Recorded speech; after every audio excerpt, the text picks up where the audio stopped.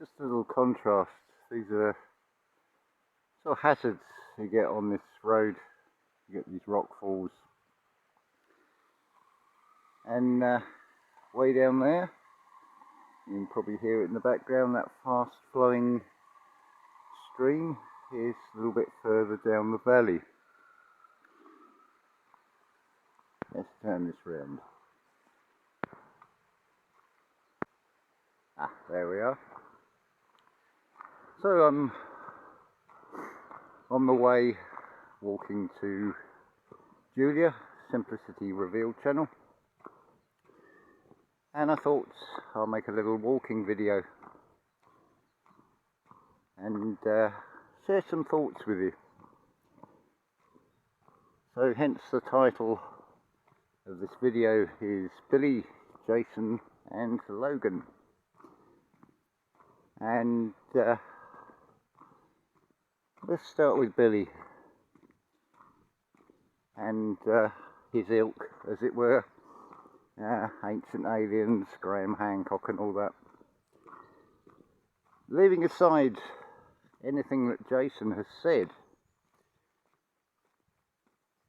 let's just think about this logically and rationally. Which would seem the more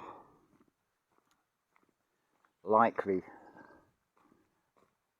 That you have structures of, say, 12,000 years ago, 11,000 years ago is the claim, which is still a considerable number of centuries away from this whole idea of Anunnaki and 500,000 years ago. But when you look at the evidence in this reality, it sort of claims that you've got pyramids and things from 11,000 years ago, and then we have this inexplicable gap of what we look at that sort of 7,000 years before there's anything else. Are we expected to believe that by some miracle a few structures or remains of structures somehow survived all sorts of events, but in the intermediate 7,000 years everything just vanished, no evidence whatsoever? Hardly seems plausible. That's without the self-proving data that Jason has shown. So the question is, does it actually matter? And the answer is yes, it does. I fully support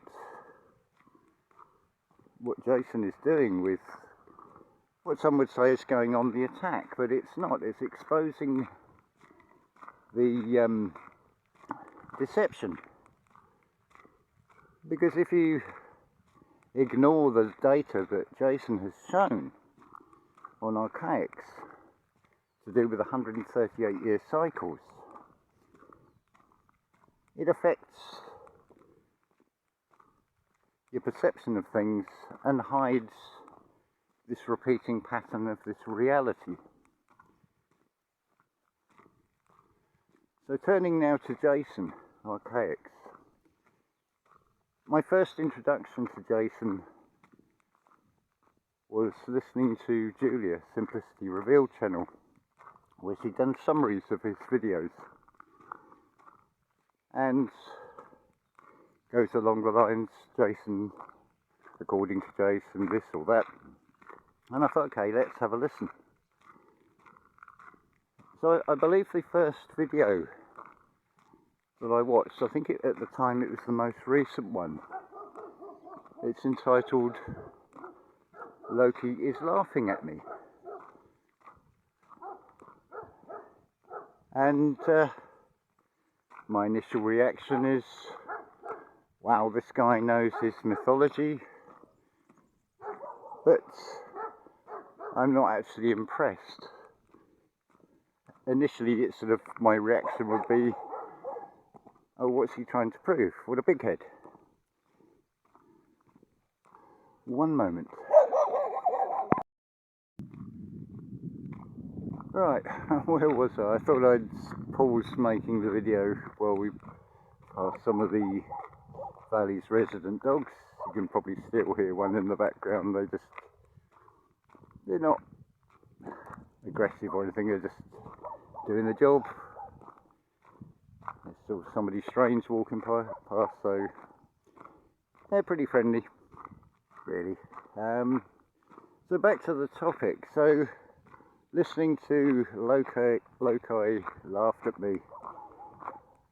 My initial reaction was one of being put off a little bit. But something inside said, just stick with it, go with it, give the guy a chance. It's only the first video that you're watching after all. And what unfolded by listening to that video, Loki laughed at me, was this, I could hear a poetry in what he was saying. It's like, now I'm interested. I need to listen to a few more videos. And it's a perfect example of not reacting, but weighing things up and responding. And if you follow this channel, as you probably know, I've taken the blueprints of isometric markers, palindromes and things, and applied it to Germanic composers through the medium of the symphony, and you can see a repeat pattern that definitely comes out in that. I have no problem with that whatsoever. And I was listening, funny enough, it was a post Jason put up about Decode Your Reality channel, where Logan was doing a decode on Jason and Archaix. And you'll see this pattern come out, but what also comes out of it, from what Logan says, is we're all MK Ultra'd, we're just characters in a machine, in a game. Which, if I remember rightly, actually I do remember, when I first heard this concept that we are just characters in a story, it's actually quite deflating and disappointing. It leaves you sort of thinking, well, what's the whole point of this? But then I just turned to Neville Goddard. And to quote Neville Goddard, there is only one playing all the parts. You see, I don't agree or disagree what Logan is showing. Certainly the numerology and the patterns of things seem to prove this. I would say, and it's something I have often thought about, I don't know if I've ever said it on video, but it comes right down to your name, your address, your telephone number, your bank account number, everything and anything. But where would you start that code? Let's take it as being just a binary code of zeros and ones. So the first digit, I would say, would start as number 1, which would indicate life form, and then combinations of zeros and ones determine whether it's something human.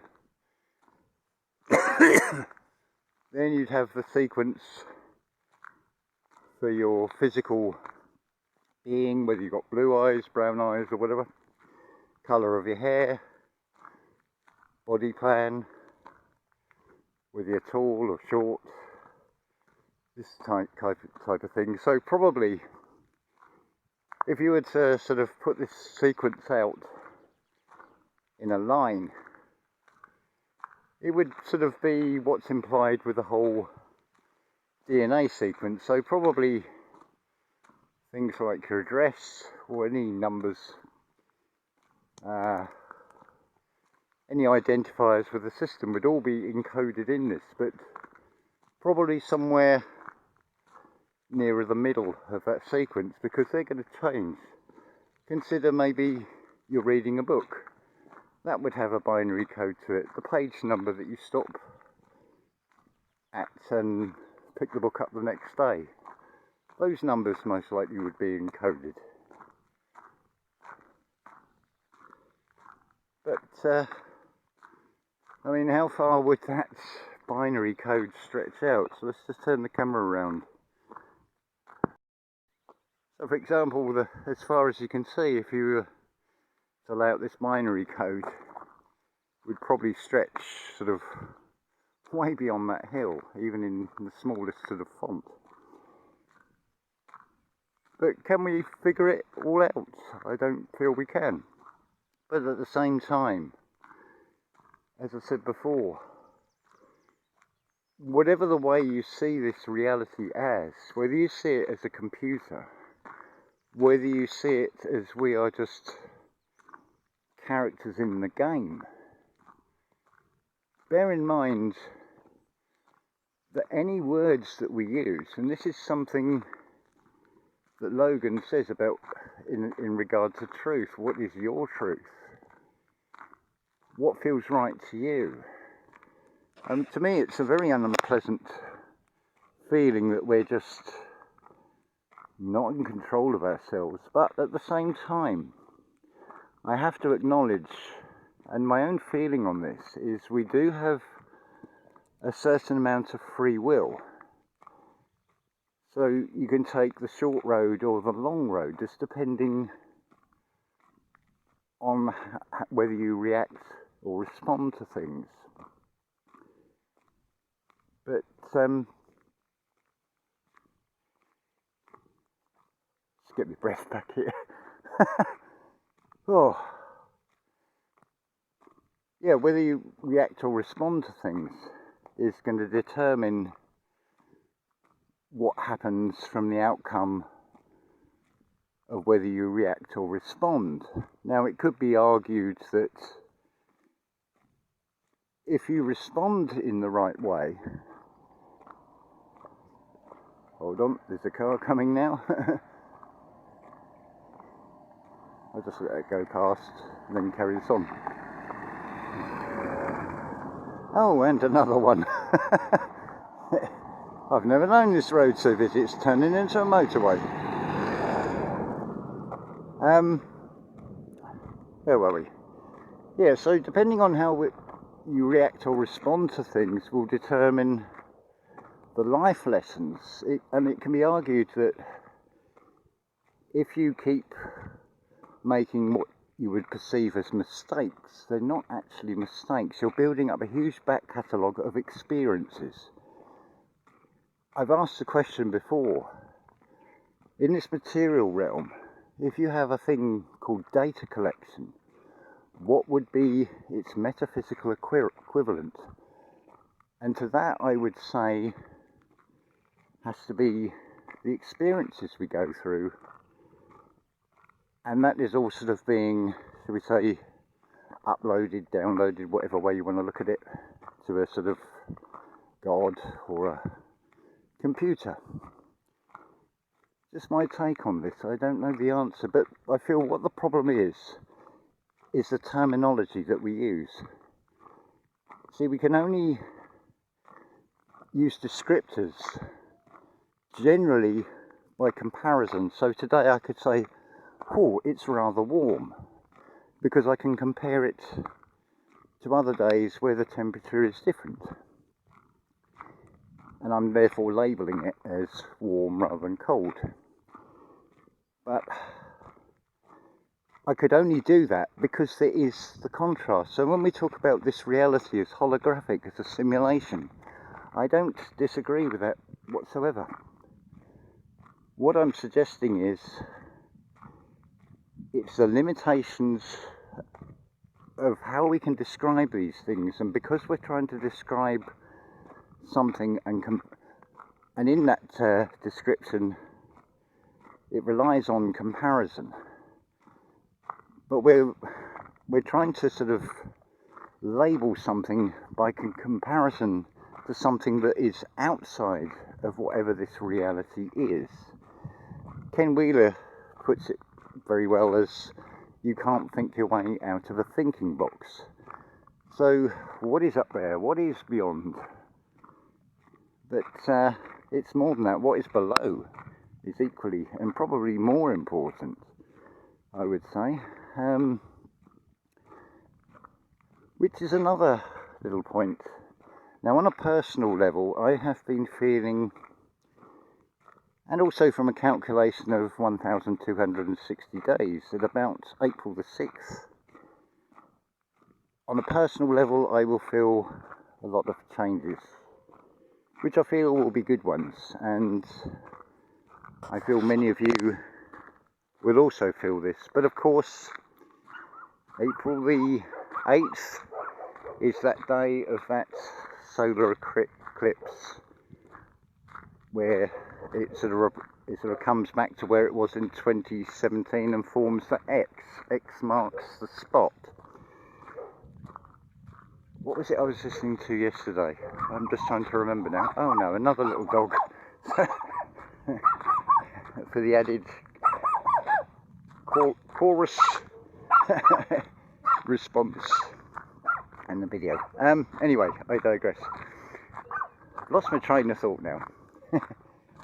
Yeah, so the X marks the spot. That's on April the 8th, this solar eclipse. Now, straight away, oh, that was it. I forget which channel it was, mentioning about the schools in the area closing because there's no point opening because everybody's going to be looking at this eclipse. But straight away, I'm thinking, or what I'm feeling from this, X marks the spot. This is a reality of artificial intelligence. You've got AIX sort of being displayed in reverse. And I can't help but think of Day of the Triffids as well. The story basically goes that there was, I think it was green lights in the sky. Everybody looked up and then went blind. So consider the theme over recent years, 2020. The channeling or funneling into the visual and things that most people just couldn't see, that didn't even question, and they weren't even perplexed by the sudden arrival of all this perspex on every till, every cashier's thing in every shop. What is the sort of message in that? Because when you've got, if you stand at certain hours with that perspex, you're going to get reflection. You're not going to see through the perspex too clearly at the cashier.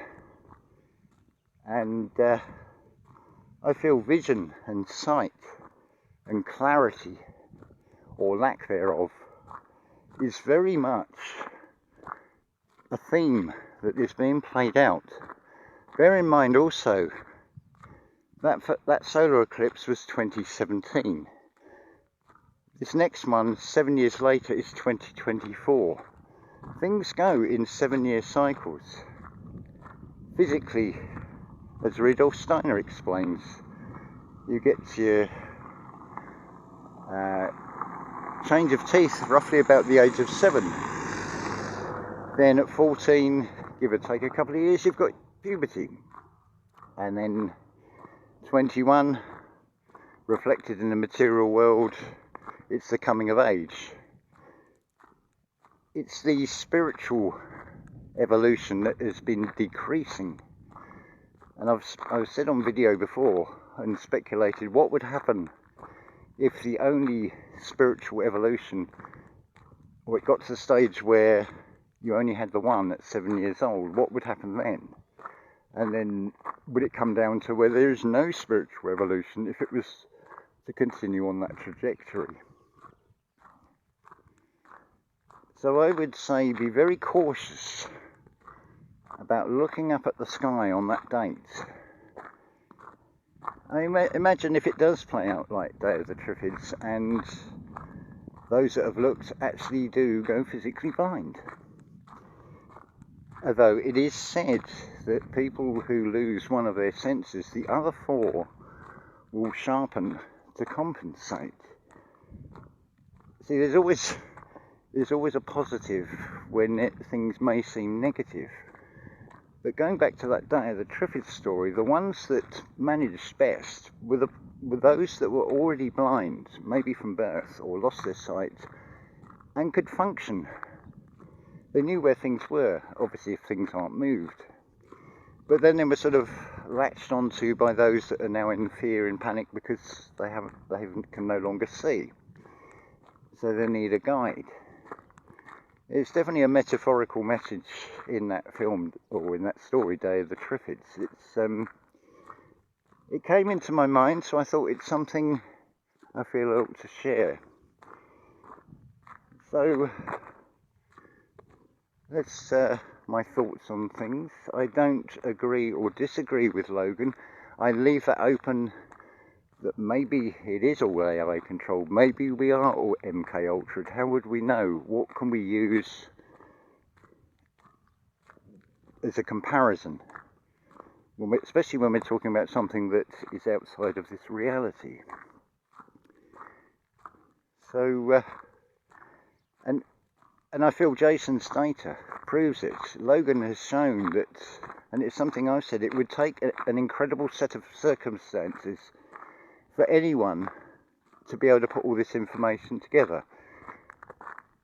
Whatever you feel about Jason's life is irrelevant, to be honest, because that second set of circumstances allowed him to put all this day together, and I feel it is very revealing, and it can be taken, the same blueprints of patterns, isometric markers, palindromes, and applied to your own life, which may actually help and guide you in the future when you can use the information based on the experience. Is that not what this reality is all about? Learning from experiences. So I hope you've enjoyed the little walking tour video, walking down the valley. So I thought I'd share the view. I'm sorry about the jumpy camera. This is the trouble. I haven't got one of those selfie stick things, so I'm just having to hold the phone. There's a few things I feel worth pondering there. Is it a good thing to look at these eclipses? Good grief, this is turning into a motorway, this road. This is the Jeep tours that come through. They're pretty good, those ones, because they're considerate the way they drive. They don't kick up. I don't know if it shows the amount of dust. We're only in March. That's as a final note, a little reminder to myself, the new year. Now that is one thing where I do disagree with many, not that it actually matters, but when you consider the Gregorian calendar has had two changes to it.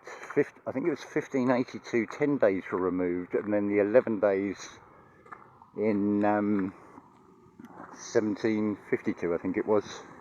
That's 21 days. And just look at your calendar today. The astrology changes on around about the 21st. So I would take 21st of March, or the 1st of Aries, to be the actual start of the year. But it doesn't actually matter in as such, but certainly as far as church records go, the baptisms, the marriages and the burials in the registers, there was such a thing as bishops' transcripts, which were much neater copies that went to the bishop. And these ran from a Lady Day to a Lady Day. And Lady Day is 25th of March. Now, you can see by comparison here, 21st of December, the equinox. And then you've got 25th of December, which has been taken as Christmas Day, but 21st of March and then 25th of March, you can see the same pattern with the 21 and 25 there. So I feel that's a good place to end. So I'm going to say love to you all, and may you have as fantastic a day as I am.